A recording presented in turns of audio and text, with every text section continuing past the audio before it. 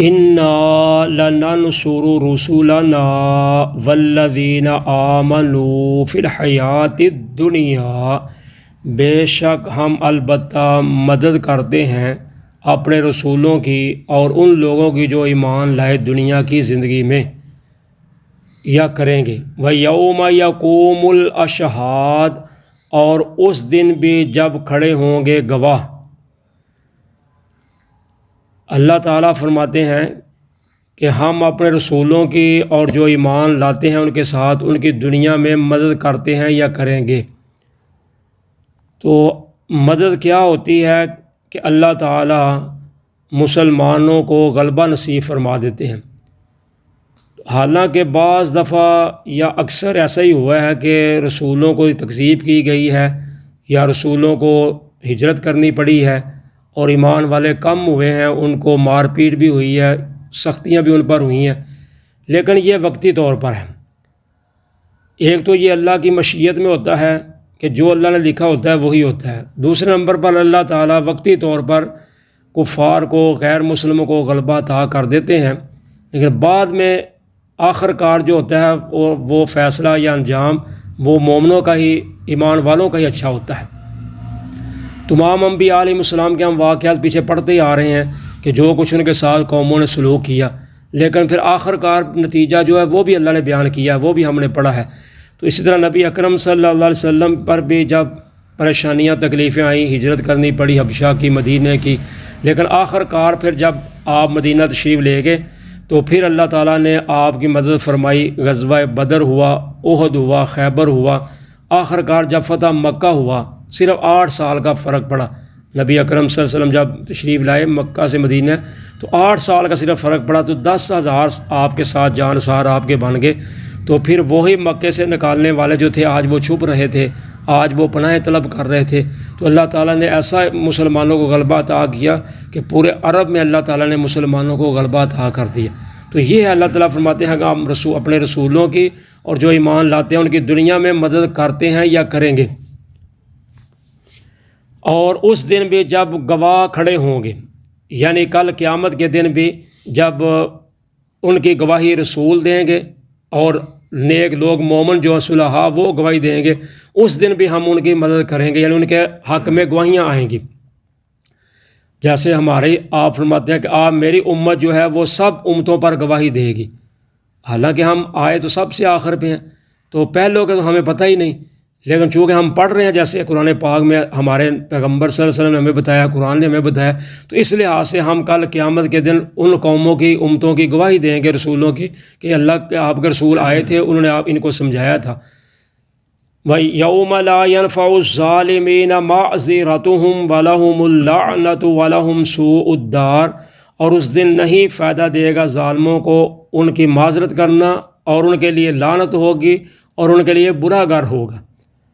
تو جو ظالم ہوتے ہیں فرمایا ان کو اس دن کوئی چیز نفع نہیں دے گی۔ ادھر دنیا میں تو نفع مل سکتا ہے نا ظالم کو، کیونکہ اللہ نے اس کو جو کچھ دینا ہوتا ہے دنیا میں دے دینا، آخرت میں اس کے لیے کچھ نہیں ہوتا۔ اس لیے پھر ظالم جو ہے وہ اپنے ظلم کو سمجھتا ہے کہ شاید میں ہی جو کچھ ہوں، تو اللہ تعالیٰ حالانکہ اس کو اختیار دے رہے ہوتے ہیں کہ تو جو کچھ کرنا ہے کر لے، تاکہ کل دل میں حسرت نہ کوئی رہ جائے کہ میرے پاس یہ ہوتا تو میں وہ کر لیتا۔ اس لیے اللہ تعالیٰ ظالم کو ڈیل دیتے رہتے ہیں، مہلت دیتے رہتے ہیں۔ لیکن فرمایا وہ دن ایسا آئے گا کہ اس دن پھر ان کی کوئی معذرت نہیں چلے گی، ادھر کوئی عذر بہانہ، کوئی معذرت نہیں ہوگی، کیونکہ وہ وقت ختم ہو چکا ہے معذرت کا، اور بلکہ فرمایا ان پر لعنت ہوگی اور ان کے لیے برا گھر ہوگا، برے گھر سے مراد جہنم ہے۔ وَلَقَدْ آتَيْنَا مُوسَى الْهُدَىٰ، اور البتہ تاکید دی ہم نے موسیٰ علیہ السلام کو ہدایت، یا دیا ہم نے موسیٰ علیہ السلام کو ہدایت نامہ۔ وَأَوْرَثْنَا بَنِي إِسْرَائِيلَ الْكِتَابَ، اور ہم نے وارث بنایا بنو اسرائیل کو کتاب کا۔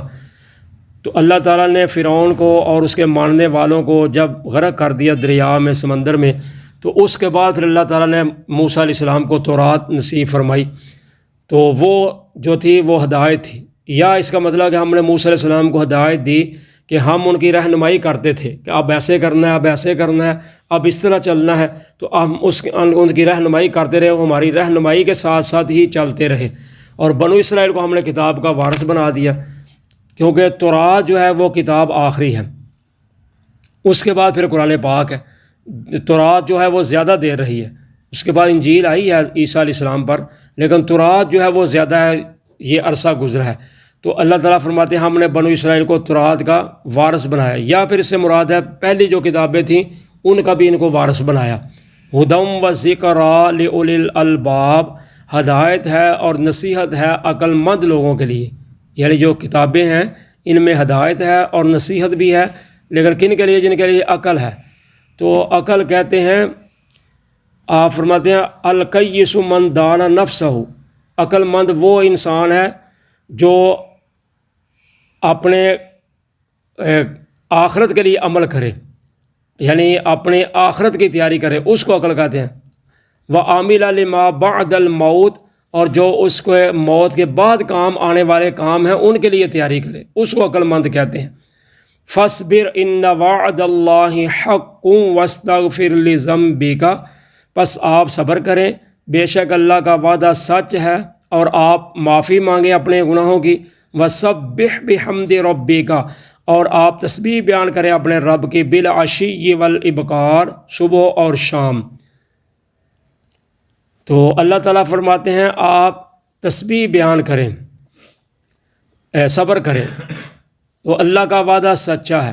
یعنی یہ تکلیفیں پریشانیاں جو آتی ہیں ان پر صبر کرنا چاہیے، کیونکہ اللہ کا وعدہ سچا ہے کہ آخر کار اللہ تعالیٰ جو صبر کرنے والے ہیں ان کے ساتھ ہیں، اللہ تعالیٰ ان کو بغیر اجر و حساب و کتاب کے اجر عطا فرماتے ہیں۔ اور فرمایا اپنے گناہوں کی معافی مانگیں،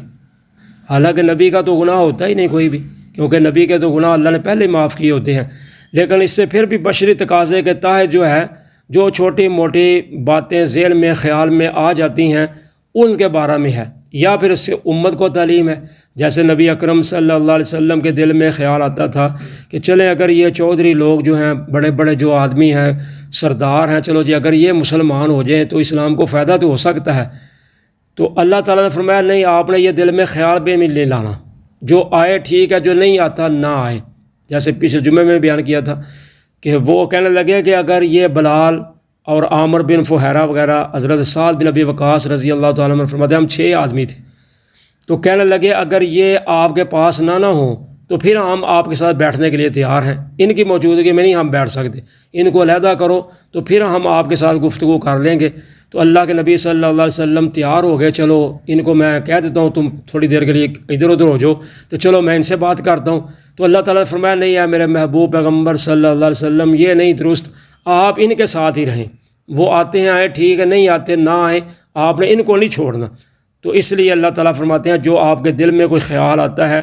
یا پھر اس سے مطلب ہے کہ امت کو سبق ہے کہ امت کو کہو کہ استغفار کریں اور اپنے رب کی تسبیح بیان کریں صبح اور شام۔ تو عشی جو ہوتا ہے وہ دن کا آخری حصہ اور رات کا ابتدائی حصے کو کہتے ہیں، اور ابکار کہتے ہیں رات کا آخری حصہ اور دن کا ابتدائی حصہ، اس کو کہتے ہیں۔ گویا کہ اللہ تعالیٰ نے اس میں 5 نمازوں کا بھی تذکرہ کر دیا ہے کہ دن کا آخری اور رات کا ابتدائی حصہ، یعنی رات والی نماز جو ہے، تو باقی جو ہیں دن والی نمازیں ساری جو ہیں وہ اس میں آ گئی۔ تو اس لیے اللہ تعالیٰ فرماتے ہیں اپنے رب کی صبح و شام، یعنی 24 گھنٹے اپنے رب کی تسبیح بیان کریں، اللہ کا ذکر کریں۔ جزاکم اللہ خیر۔